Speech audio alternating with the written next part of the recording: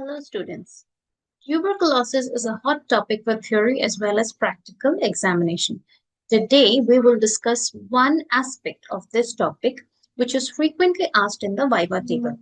In fact, one of our students at the Medcom Academy mentioned that this question was asked in her mock test Viva. As you can see on the screen, the question is, your patient has just been diagnosed with pulmonary tuberculosis.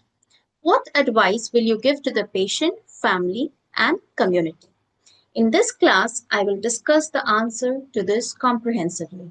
And apart from this, I will also highlight another concept which has recently been introduced in the NTEP and can come as a short note, part of a long question, as an MCQ, and can be asked in the Viva as well. So make sure you watch this video carefully till the end. Let's come to the topic proper. So once a patient is diagnosed with pulmonary tuberculosis, it is essential to provide certain advice and counseling on these crucial points which will help him to recover fully, prevent infection transmission, and protect others who had already acquired TB infection from him and prevent them from developing active tuberculosis disease. So let us start with the first set of advice that we will provide to the patient. The first and very important point is you need to educate the patient regarding the nature of the illness, that is tuberculosis, its modes of transmission, about its curability, duration of treatment, and adverse effects. So the first point is health education.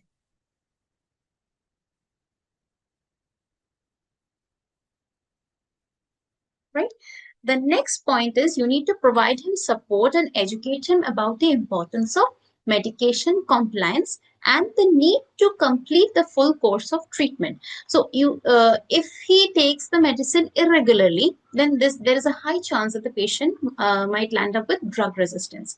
And also you need to emphasize about this completion of the full course of treatment at each point of contact, so that if you stop early, I mean, we need to tell him that if you stop early, it might lead to relapse. So the next point is medication compliance.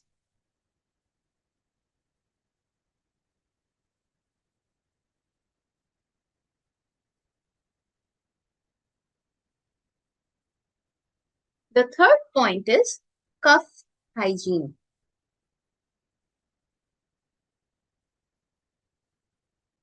You are already teaching him the mode of transmission of this disease, right? So he will understand the importance of maintaining cough hygiene and sanitary disposal of sputum.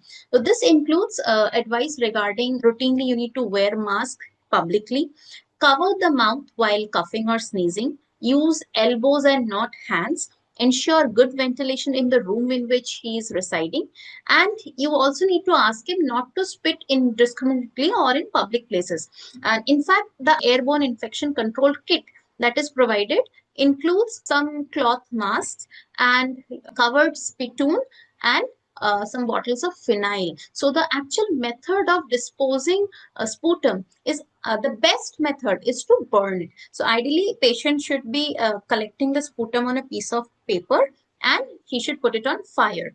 But if that is not possible because the patient might be too weak to do such procedure, what he can do is he collects the sputum in a spittoon which already contains some phenolic compound. So it is either phenyl or 5% cresol, and then he collects the sputum for the entire day, and then it is dug, a hole is dug, and the sputum is disposed of.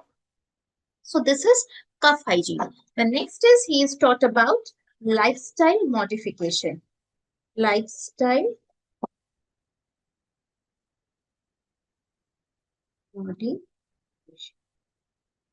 So this includes points related to the importance of a nutritious diet, a need for adequate rest, and to avoid alcohol and smoking, right? And then finally, you need to inform him on when to follow up. You need to provide him information on when to follow up and also reinforce supportive educational messages at each contact during treatment. And apart from this, you need to give him clear information regarding adverse drug reactions and triggers on when to stop treatment and contact the healthcare provider. Providing him with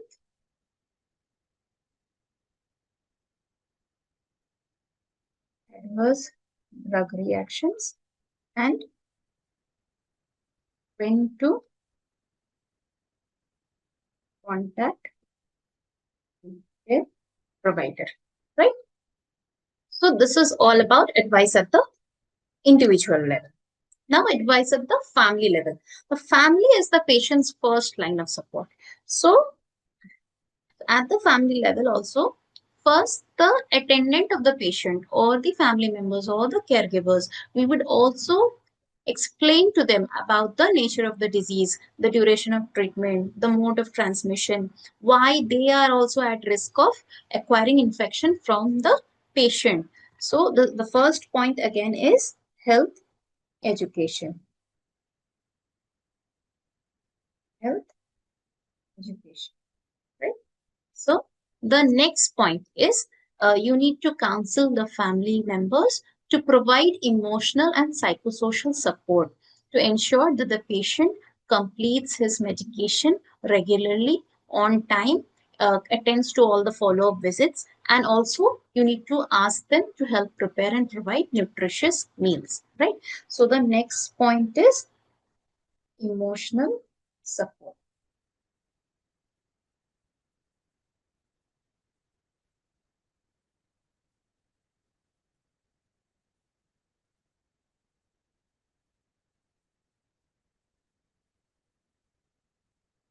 The third point, which is important, very important, is you need to counsel them and get these household contacts screened for tuberculosis.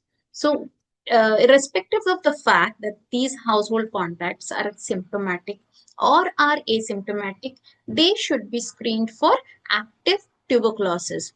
If not, see, there are separate categories, separate algorithms how to handle each level of patients, like household contacts who are HIV positive, contacts who are less than 5 years of age, contacts who are at high risk groups like patients with diabetes or silicosis or anybody else. So there are separate of a set of algorithms provided, but as of now, we would be giving advice to the family members that you need to get yourself screened, and after ruling out for active TB, they will be started on TPT, that is tuberculosis preventive therapy. So the next advice is screening of household contacts.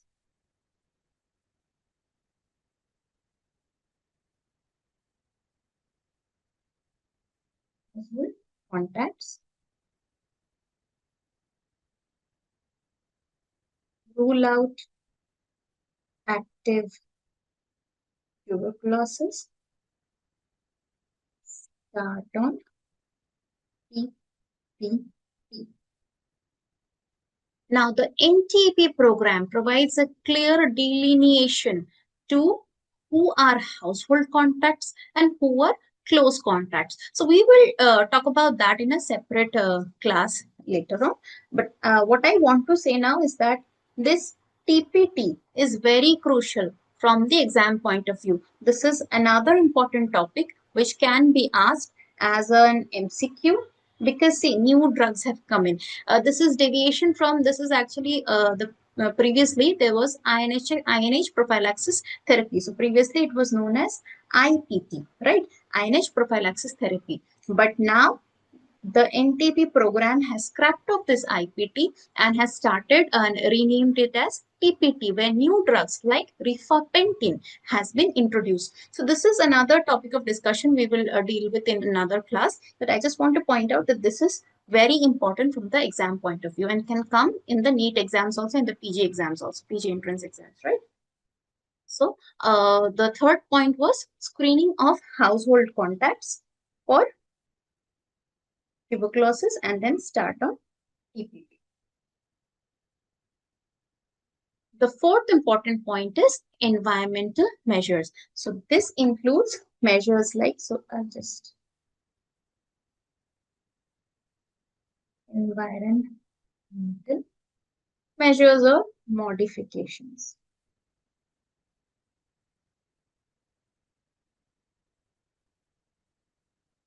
This includes measures to ensure that the room in which the patient stays is not overcrowded, has adequate ventilation. Then you need to ensure, see, if it is possible, keep the patient in one single room. But if the socioeconomic status of the patient family does not allow, and like in the slums and all, only there is only one room where the entire family sleeps, so then you need to make sure that some modifications are done in the sleeping arrangements, like the head end in which the patient is sleeping.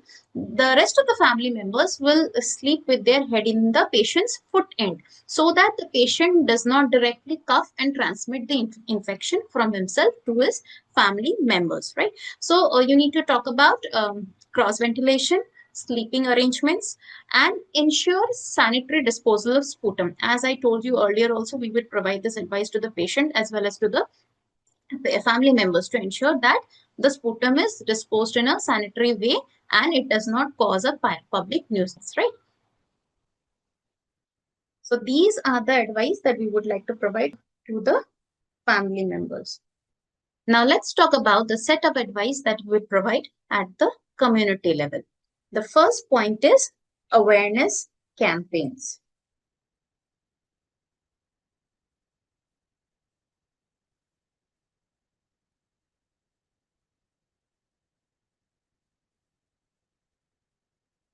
Right? So arrangements should be made to spread awareness through campaigns regarding the signs and symptoms of the illness, modes of transmission, treatment availability and curability. Also, you need to encourage the community to self-report if they have the symptoms which might be suggestive of tuberculosis, and this will lead to early diagnosis of the condition, right? The next important point is tracing of close contacts. So the next point is tracing of close contacts. Now, who are the close contacts? People like those who are colleagues at the workplace, then classmates in school, right? And neighbors with whom you encounter in day-to-day life. So, see, the program has clearly delineated about definitions and differences between household contacts and close contacts.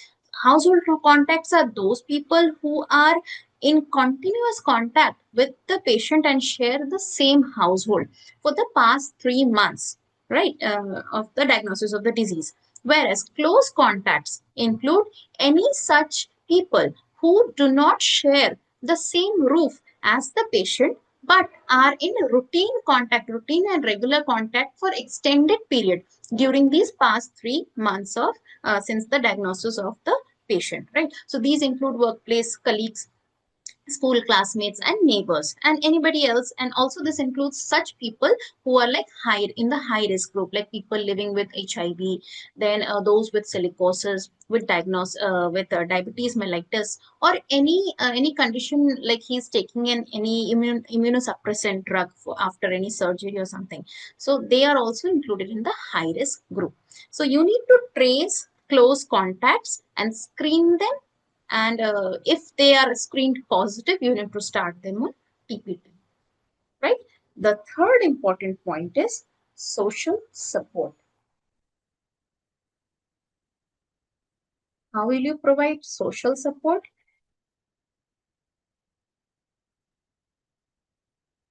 This would um, This will be done by ensuring community participation in public awareness campaigns to remove the stigma associated with tuberculosis disease. You need to educate the community that treated tuberculosis patients are non-infectious. So you should not stigmatize them or ostracize them, right? And again, you need to link the patients to government schemes like Nikshay Poshan Yojana, where they give financial cash incentives to have nutritious meal, which is also known as nutrition support, right? And the fourth important point is strengthen utilization of routine immunization services. So, routine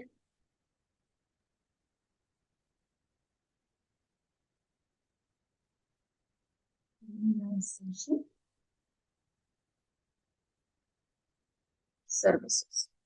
This would BCG vaccination in the child. This would prevent childhood tuberculosis, right? So I think we have got a full idea of the various advice that we would like to provide to our patients, right? So at the individual level, you talk about health education, medication related points, cough, lifestyle modification, follow up, and you need to teach them about adverse drug reactions and when to contact the healthcare providers. At the family level, we first ask them to provide to support the patient so that he recovers fully. Also, the household contacts need to take measures to prevent themselves from getting the disease. So that includes screening and initiation of TB preventive therapy and also make environmental modifications to ensure the same. And at the community level, we will be talking about raising community awareness and provide social support to remove the stigma. We need to trace the close contacts and screen them, close contacts who are present in the community and screen them. And we need to ensure and strengthen utilization of routine immunization services. So I think you will be able to answer the question, and we will take up TB preventive therapy in a separate class. Thank you very much.